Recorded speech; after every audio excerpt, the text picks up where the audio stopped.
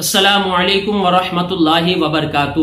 محترم ناظرین، آج کا یہ ویڈیو عورتوں کے لیے خاص ہے کہ جن عورتوں کو حیض کی بیماری کی شکایتیں ہیں ان کے لیے میں آپ کو کچھ روحانی علاج بتاؤں گا، لہذا آپ اس ویڈیو کو آخر تک ضرور دیکھیں اور اسے لائک کر کے شیئر بھی ضرور کریں، اور اگر آپ نے ابھی تک میرے اس چینل کو سبسکرائب نہیں کیا تو اسے سبسکرائب کر کے بیل کے آئیکن کو بھی پریس کر دیں۔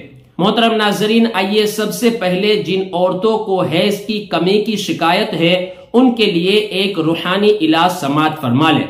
سم بکم عمی فہم لا یرجعون، اس آیت کریمہ کو 341 مرتبہ روزانہ پڑھ کر زمزم کے پانی پر دم کر کے 7 دن تک مریضہ کو پلایا جائے، انشاءاللہ جو بیماری ہے وہ نارمل ہو جائے گی۔ آئیے اب جن عورتوں کو حیض کی زیادتی کی شکایت ہے ان کے لیے 3 روحانی علاج سماعت فرما لیں۔ سم بکم عمی فہم لا یرجعون، اس آیت کریمہ کو ایک کاغذ پر لکھ کر اسے پلاسٹک کے اندر پیک کر کے مریضہ کے پیٹ پر باندھ دیا جائے۔